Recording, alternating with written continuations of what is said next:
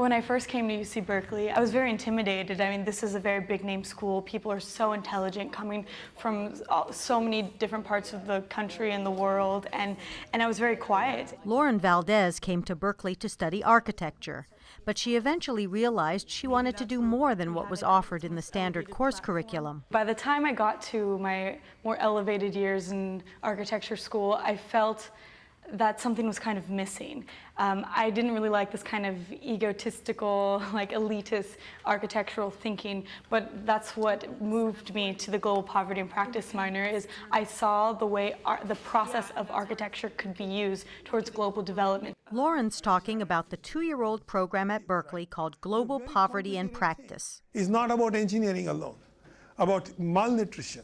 It's very, very complicated. Students take courses on the problem of poverty and are also required to produce a hands-on project to alleviate poverty somewhere in the world. Lauren and her classmate Nicole Walter chose Bolivia. They designed and built handicapped accessible walkways at a rural orphanage and farm to better accommodate its disabled workers. It was so eye-opening to see that process move from something being on paper to something being built and seeing how it affects the people who use those things.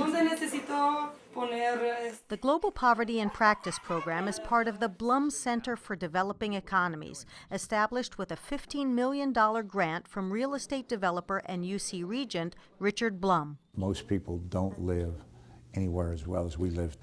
We have an obligation not only to help them because it's the right thing to do, but in the end of the day, grinding poverty and ignorance is a destabilizing factor that can eventually hurt us all.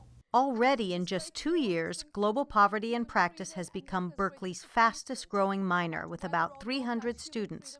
The introductory course grew from about 200 students in 2007 to a capacity enrollment of 724 this year. What I love about the growth of the minor is that it has reached students in a wide variety of disciplines and professions.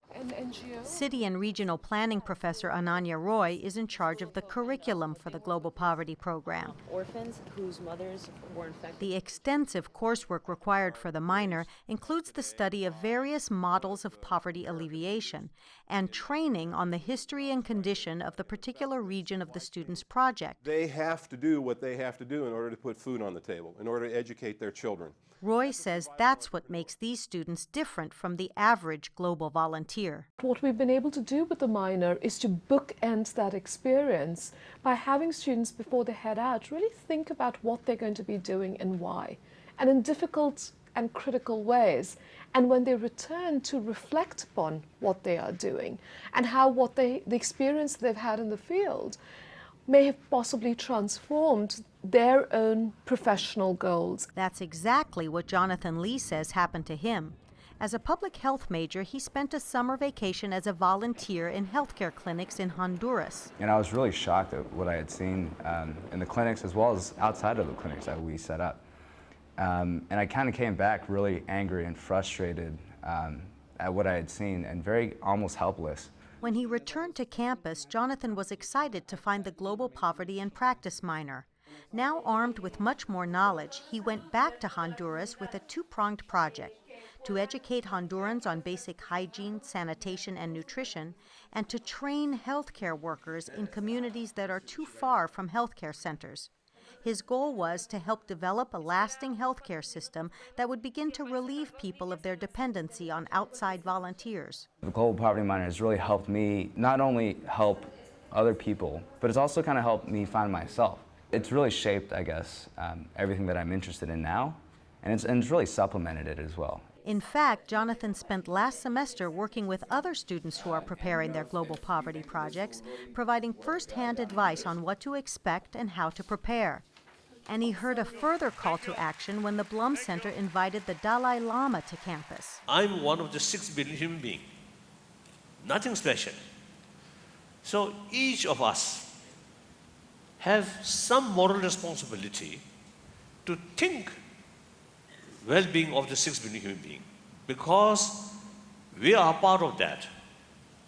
The individual's future much depends on the rest of the 6 billion human beings' well-being.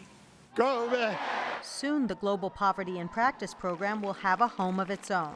At the recent Blum Center groundbreaking ceremony, Al Gore discussed the significance of such a program.